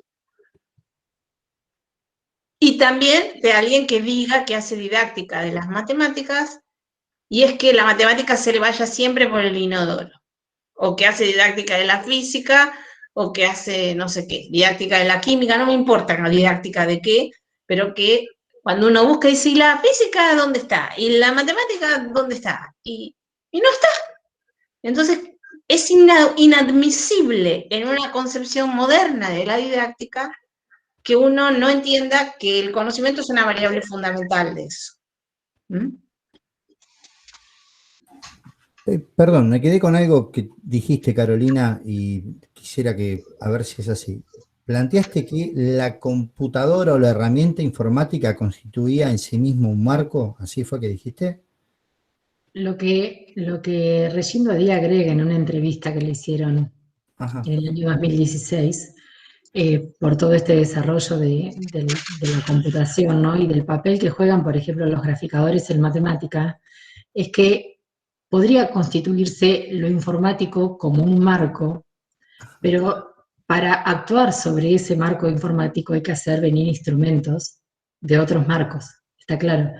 Se constituye como instrumento y se puede considerar un marco, pero ella no entiende lo que muchos proponen o lo que podríamos pensar, decir, bueno, entonces, si lo computacional es un marco, cargar una función al GeoGebra y mirar la gráfica Para Regine Dodier eso no es nada. No es más que un instrumento, la computadora, para, no sé, verificar si la gráfica del software coincide con la que yo obtuve en el papel, o las transformaciones dadas a esa gráfica. Sí, sí, Se eso puede, está bien. se puede constituir en un marco más, pero no puede quedar en el nivel de que eso me sirva como algo más para ver, ¿sí? Bien.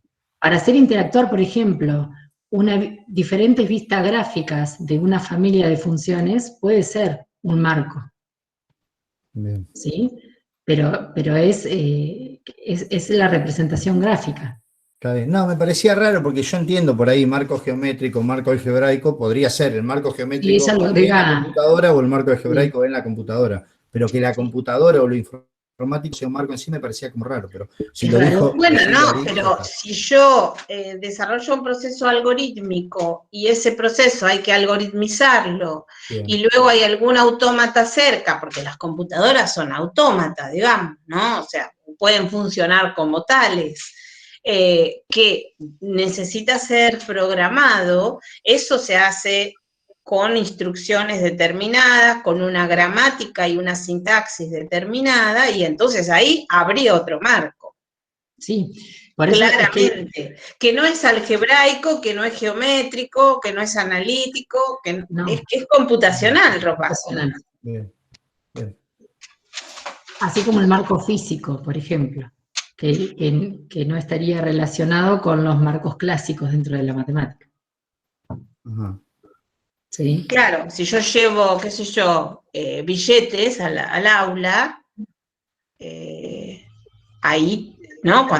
Para aprender el sistema de numeración decimal, y llevamos billetes de 10, de 50, de 20, de 100, bueno, eso está muy de moda ahora, y de 1000 en la escuela, eso es un marco, también es un marco, que no Sí, es ni antes geométrico, llevábamos ni monedas. algebraico, ni analítico, Es físico. Eso es una aclaración que hace o sea, lo de lo computacional es algo que está donde muy... claramente pensaba ahora, ¿no? Cuando le dicen a un chico, bueno, tenés billetes de 1000, de 100, de 20 y de 5, y monedas de no sé qué. ¿Qué precisás para escribir 3125? Claramente, esos billetes, que son muy útiles para el chico, es muy útil, pero ¿qué es? ¿Instrumento o objeto esos billetes? Piénsenlo, contéstense en su cabecita. El billete para mí es un instrumento. Perfecto, pero cuando él dice, el chico tiene que escribir 3120, necesito 3 de 1000, 1 de 100 y 2 de 10. Y 5 Pasa a monedas ser de un casi un peso. sistema de ¿Sí? representación. Claro, ese es un sistema de representación, pero ahí ya, y vos decís, ¿y por qué? ¿Y por qué? ¿Cómo? 3 de 1000, y entonces 3 de 1000, cuando pones 3120, tenés otra vez un instrumento, que es la escritura de los números, pero también tenés un objeto, porque vos decís, ¿por qué 3000 lo pones primero? Sí, o ahora como se enseña con los 10, los 100, los 1000, 3 de los 1000, 2 Entonces, de los bueno, 100. y si vos los decís, trae la calculadora y veamos que 3000 más 100 más 20 más 5 da 3125, ¿qué es la calculadora ahí? Y bueno, ahí la calculadora, por ejemplo, sería un instrumento.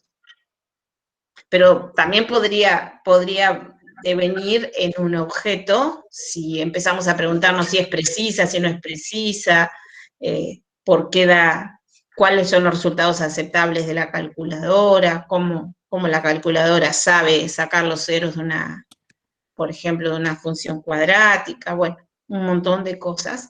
Y ahí sí creo que hay una utilidad para nosotros en entender que estamos siempre jugando ese juego de los instrumentos y de los objetos. Sí, claramente. Eso es una contribución interesante para nuestro trabajo como profesores.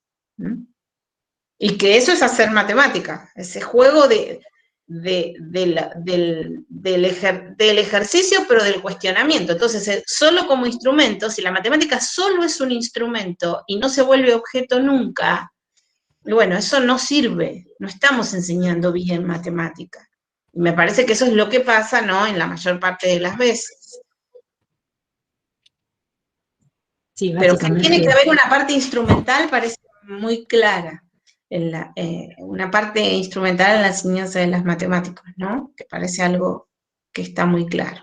Y la otra cosa que yo quisiera señalar es que la mayor parte de ustedes, en las respuestas que dieron en el Moodle, confundieron la dialéctica instrumento-objeto, ya que estamos hablando de esto, con las fases que propone Duadí, no sé, Caro, ¿cómo es Sí, eso? confunden, se preguntan.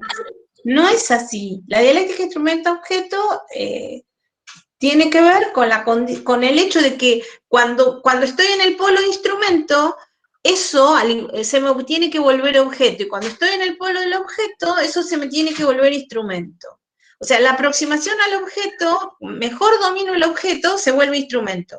Pero a su vez, como lo domino mejor, tengo preguntas que antes no tenía. Y eso pasa todo el tiempo. Entonces, Claro, ese es el juego dialéctico, que no implica que ahora es objeto sí o sí, no, sino que eso es permanente. Hay un ir y venir permanente. Y hay muchas dialécticas en juego acá, porque esta gente era marxista. Entonces, todo este tema de las dialécticas, de Piaget hasta acá, todos, ¿sí?, les es muy caro esto. Fíjense que es la dialéctica antiguo-nuevo, la dialéctica instrumento-objeto, la dialéctica sujeto-objeto. Para Berneo va a ser la dialéctica esquema-situación, porque va a cambiar esa relación, pero siempre es lo mismo. El sujeto no es el objeto, no es el objeto en absoluto, sino que se vuelve objeto para un sujeto, que se aproxima al objeto, entonces el objeto retrocede y ahora lo ve mejor, y el objeto se le cambió, y el sujeto también cambió por mirar distinto al objeto. Y entonces eso es totalmente dinámico, y lo mismo sería en el caso del conocimiento matemático. Porque el otro mensaje también de estas teorías es que el conocimiento matemático está vivo. Está vivo, no es estático. Estático. Por eso la aclaración que Regina Díaz hace cuando en Argentina podemos malinterpretar cuando ella dice juego de marco, como si el marco fuera estático. El marco también es dinámico, porque al interactuar entre marcos, y capaz que un objeto construido en un marco es instrumento en el otro marco. Entonces es todo como muy cíclico y además es dinámico. Es cíclico y es dinámico. Entonces, bueno, espero que hayamos aclarado un poco esto. Ya es la hora de terminar. No sé si alguien quiere decir algo más. Recuerden que, no sé si ya está la tabla habilitada para que la vayan llenando. Caro, Paz. No, todavía no. No, era el final que le íbamos a proponer. Esto iba a quedar para el final. Sí. Bueno, entonces eso me estoy confundida con los de otra materia. Pobrecitos, También están acá, pero no importa. Bueno, esos sí, ya vieron la tabla, los otros no la vieron, pero la idea un poco es esta, es presentar las distintas visiones de la didáctica, sobre todo en la escuela francesa, y un poco ver las diferencias, las similitudes, esa es la idea. Y recuerden que ustedes en la licenciatura en Educación Matemática, yo entiendo que ustedes son profesores, pero la licenciatura los vuelve didactas, o debería contribuir a que ustedes se hagan didactas, ¿sí?, no profesores. Lo cual no significa que es como que uno se pone distintos clases. Carolina Forte está poniendo algo ahí, no sé, que dice que no le queda claro. Que lo diga, Carolina. Nosotros tenemos tiempo, el problema son ustedes, los que se tienen que ir se van. Nosotros no tomamos asistencia hasta las 7:30. Sí. No, Carolina, esa era. ¿querés desmutearte? Ahí está. Era esa mi pregunta. En una parte de la clase hablan de... No se le entiende. No te entendemos, Carolina. No, estamos como en la clase. A ver. Yo te leo, ¿querés, Car? No, la parte de que Bernier dice que, ella dice que yo dije que en el proceso de conceptualización el factor más decisivo reside en el conocimiento. Ella no entiende a qué se refiere con que en el proceso de conceptualización lo decisivo es el conocimiento.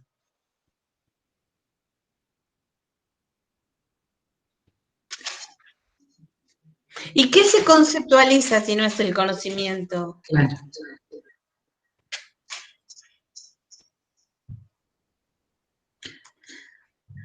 Lo que pasa es que, vamos a aclarar al resto, hay chicas que no estudiaron la TCC y es toda nueva, ¿no? Para algunos ya son expertos, pero ellas no entienden lo que sería la conceptualización, tal vez, Carolina.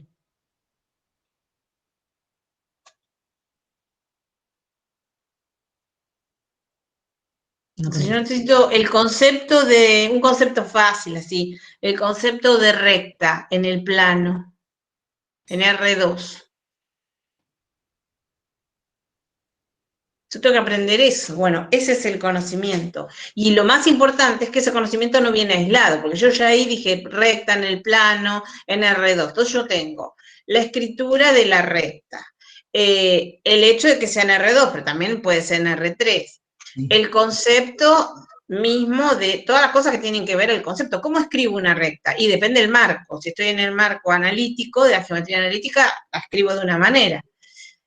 Y de una no, de varias, ¿no? Porque tenemos la ecuación de la recta que pasa por 2 puntos, la ecuación implícita, la ecuación explícita, la ecuación paramétrica de la recta, bueno, no sé cuántas cosas más tenemos. Y en el marco geométrico, ¿sí? Una recta no es la misma cosa que en el otro marco, pero no es lo mismo una recta en el marco geométrico que una recta, en el marco de la geometría sintética me refiero, que en el marco de la geometría algebrizada. Bueno, pero ese es el conocimiento y tiene un montón de aristas, porque no es lo mismo, no se cuenta lo mismo sobre ese conocimiento en un marco que en otro marco. O imagínense en un espacio vectorial, yo doy la ecuación vectorial de la recta, que también eso puedo trabajar con rectas, con matrices y con vectores y demás. Bien. Entonces, la recta no es la recta es un montón de cosas, y la recta que el chico tiene en la cabeza no es la recta, y la recta que el profesor tiene en la cabeza tampoco es la recta, y esas dos cosas en algún momento, lo más interesante para mí de todo eso es que en semejante de lío, uno negocia y se pone de acuerdo sobre lo que va a entender por recta y más o menos lo escribe, ¿no? Y se va, y se sigue adelante. Pero tenemos que entender que nuestra idea de recta no es la idea de recta necesariamente que le queda a los chicos. Ni la idea de recta de Descartes es la misma que la idea de recta de Euclides. Ni la idea de punto de Descartes es la misma que la idea de punto de Euclides. No es la misma, ¿eh? Entonces uno dice, ¿pero cómo? Y eran unos genios, sí, pero no hablaban de rectas, pero es una etiqueta recta. Pero lo importante es que aun cuando hay subjetividades, que alguien puso con las subjetividades, por supuesto, con todas las subjetividades, porque a lo mejor a alguien uno le dice recta y, ¿no? A la monja que me daba clase a mí le hace acordar a Dios, y a otra gente, vas a saber, le hace acordar al diablo, qué sé yo. Cuando le dicen recta, ¿no? O una raya, o que no tiene grosor, Dios me libre. Y después le ponen la ecuación, o sea que primero es una cosa que es infinita, que no tiene grosor, no tiene espesor, no tiene no sé qué, no tiene no sé cuánto, la dibuja con una raya en el pizarrón o en el GeoGebra, la engorda la raya, y después tiene que escribir una fórmula. Bueno, y todo eso está relacionado con la noción de recta. Entonces ya con solo una cosa es un lío. Y lo que queremos decir entonces es que esas nociones son sistémicas, entonces pertenecen a un campo conceptual. Claro. Bien. y que está lleno de conceptos que están relacionados entre sí. Bien, y esa misma relación que va creciendo, digamos, mientras uno aprende, sería eso, el proceso de Sí. conceptualización. Es ese aprendizaje. Claro, el proceso Bien. de conceptualización es que además si uno tiene que trazar una recta, depende si la tiene que trazar con 2 puntos, si tiene regla y compás, o si tiene un hilo, o si tiene una escuadra, o si tiene GeoGebra. Claro. Entonces, va a hacer cosas distintas con la recta. Y una cosa que es importante también es que acá esta gente, estos teóricos, parecieran compartir el hecho de que para ellos el conocimiento matemático no está en el cielo de Platón, como la monja, ¿no? Que me enseñaba a mí, que decía, bueno, en realidad una recta, chicas, porque éramos todas chicas, solo existe en la mente de Dios. Que era, vos decís, el cielo, después, ¿no? Cuando yo estudio otras cosas, digo, este es el cielo de Platón, es la mente de Dios, de la monja, donde estaban las rectas perfectas, las esferas perfectas, los ángulos perfectos, los semiplanos perfectos. Para todo recurría que la perfección de esa idea solo existía en la mente de Dios. Y bueno, ese es Platón. Pero acá es distinto, porque acá lo que nos está diciendo esta gente es que la recta de A y la de B tienen que ver con lo que A y B hacen con las rectas. O sea, que uno accede al conocimiento, no porque alguien le dice, mirá, nene, a partir de hoy para vos una recta va a ser tal cosa, sino que uno accede al conocimiento porque uno acciona sobre el conocimiento. Y según las acciones que desarrolle con relación al conocimiento en una situación y lo que le propongan hacer con relación a ese conocimiento, es lo que uno le va a quedar como conocimiento respecto de ese objeto matemático. También es muy claro pensar que las rectas no son lo mismo para Euclides que para Descartes. O sea, ¿se dan cuenta que no es lo mismo? No es lo mismo para nada.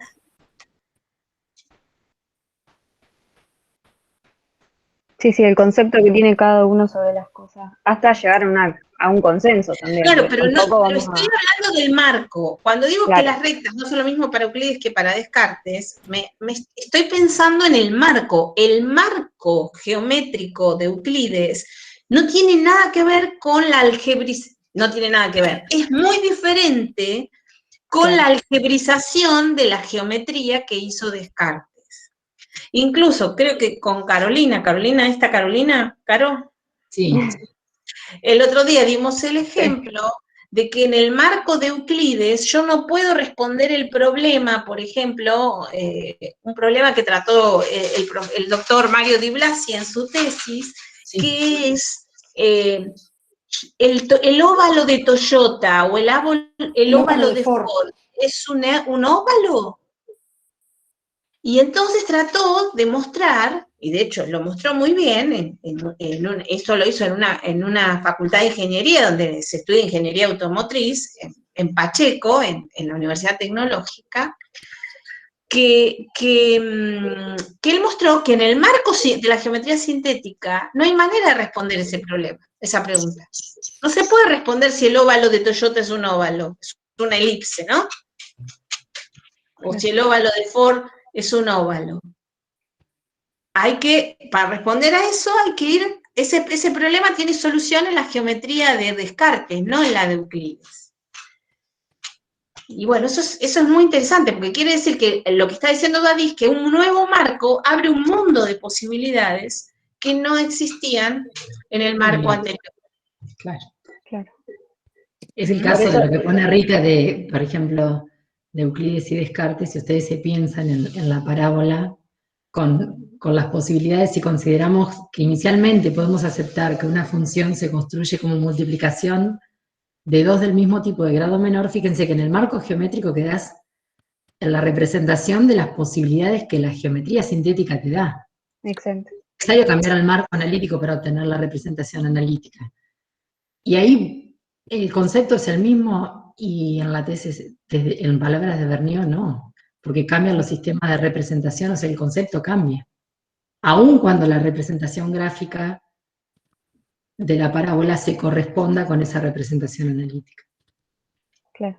Por eso también la importancia de siempre incorporar en los en las situaciones que creamos más 2 o más marcos, también para poder tener esta representación y este proceso Esa es justamente la de... propuesta de Eduadí, pero siempre y cuando eso tenga sentido. Claro, Ahora, sí. No vamos a usar un marco con tal para de mí no usarlo. tiene sentido, y es lo que yo veo todo el tiempo, es que cuando hay un problema en el marco de la geometría analítica, lo que menos importa es la geometría analítica y lo que más importa es usar el GeoGebra. Claro. Entonces, el GeoGebra parece ser el convidado obligado reciente de un montón de situaciones sin que se sepa qué hace ahí. Y no es obligación que haya que usar el GeoGebra. Claro. No es obligación, tiene que tener sentido el uso del GeoGebra y tiene que tener cuestionamiento. El uso del GeoGebra para mirar cositas que se mueven y deslizadores y no sé cuántas paparruchadas más, que son eso, paparruchadas, porque el conocimiento matemático no aparece.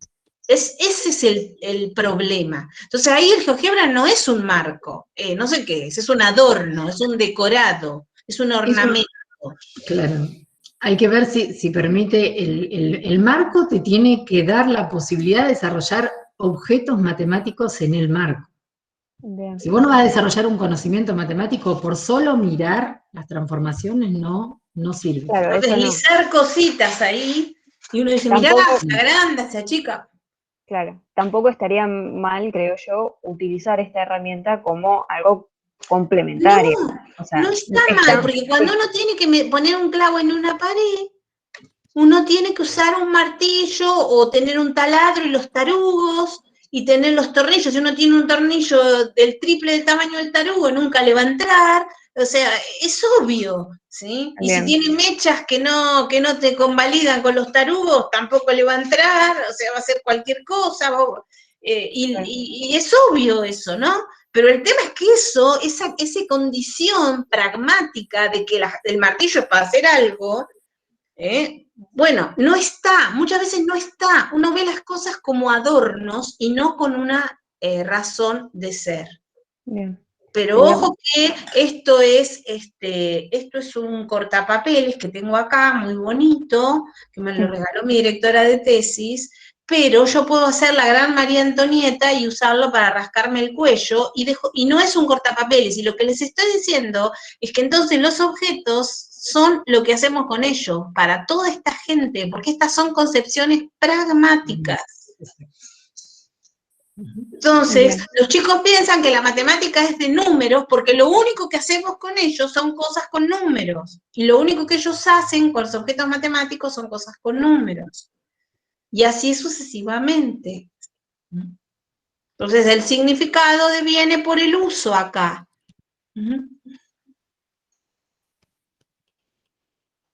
El significado de los objetos tiene que ver con el uso. Perfecto. Buenísimo. Muchísimas gracias, ahí quedó aclarado. Perfecto. Andrea Rodríguez me dice a ver si yo estoy fomentando abandonar el marco geométrico. No, yo no fomento nada, ni usarlo ni abandonarlo, y yo soy fanática de ese marco, aún cuando me choco con las limitaciones. No, yo fomento el abandono del marco geométrico, ella lo quiere conservar. Lo que pasa es que, como dijo Rita al principio, acá no estamos haciendo una especie de propagandismo de lo que es mejor para nosotros.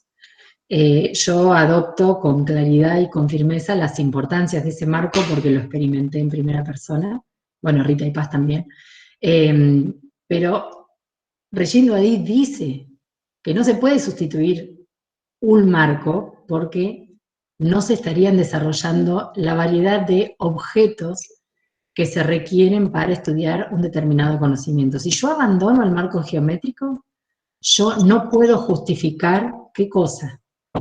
Lo que ese marco me permite, que es construir y justificar cada elemento de la representación gráfica, en este caso, de la función polinómica de grado 2. En esta situación, el vértice es objeto de construcción, no es una imposición, ni que el profesor dice reemplazar la fórmula y anota el punto, es construcción y está justificado por elementos de geometría sintética, igual que la simetría de la curva, que es la otra característica destacada de esa gráfica. Entonces, no hay forma de obtener ese nivel de justificación si no es en el marco geométrico. Y eso es el Claro, marco. si yo vengo y digo, mira, una parábola es esto, y pongo f de x igual a x cuadrado más bx más c. Yo de lo otro, de los otros conceptos tratados por Carolina, no me voy a enterar. No me voy a enterar nunca de eso. Ahora, vos decís, ¿cuál es el problema? No, yo no digo que sea un problema, yo digo que tenemos que entender que los marcos configuran ciertos aspectos de los objetos versus otros. Entonces, que parado ahí, el pasar de un marco al otro es lo que genera nuevos problemas en matemática. Ella ve un poco la historia de la matemática como una historia en donde se va pasando de un marco a otro y, en general, cosas que los viejos no resolvían. Que es lo que yo estoy diciendo del problema de Di Blasi, ¿no? La geometría sintética, menos mal que Descartes algebrizó la geometría. Gente, es una cosa impagable para la humanidad y para la historia de la humanidad. Por supuesto, eso es indudable. Y los chicos no son boludos. Entonces, cuando tienen el problema de Carolina y encuentran el marco algebraico y dicen, ahora vamos a multiplicar las rectas con las fórmulas y todo esto, por supuesto que están orientados por un montón de cosas que aprendieron en el otro marco. Pero ¿saben qué? ¿Cuánto les dura? A 13 chicos de los 160 les dura el amor por el marco geométrico. Los otros pegan el salto, pero así, ¡pum!, se tiran en palomita al marco analítico. Pero hay una cosa importante, que ellos son capaces de decir, este marco me es mucho mejor que aquel. Porque, o sea, tienes mucho más poderoso que aquel. Y eso es aprender matemática. O sea, y que ellos pueden resolver problemas en este marco que no pueden resolver en el otro. Y cuando tienen que volver a ingresar al marco geométrico para construir la multiplicación de 3 rectas o 2 parábolas, lo hacen con una relativa naturalidad que es sorprendente. Porque ya saben que si tienen esos valores, entonces, bueno, lo que tienen que hacer es utilizar las técnicas de geometría sintética, incluso para construir las ramas infinitas de las gráficas de las funciones polinómicas. Y para eso pegan unos papeles así, y hacen unos triángulos grandotes, y dice, bueno, entonces, por generalización, no vamos a terminar de pegar nunca papeles que siempre vamos a poder construir un triángulo. Entonces, la idea de rama infinita es algo que no queda porque yo en el GeoGebra muevo la vista gráfica, no. Ellos se dan cuenta que es porque esas ramas se obtienen de multiplicar segmentos de rectas en una determinada posición de los ejes. Entonces, es como que el cambio de marcos te permite recuperar los conocimientos aún cuando el problema cambia, porque hacen las veces de instrumento. Y siempre van desarrollando nuevos objetos. Por eso que es tan dinámico.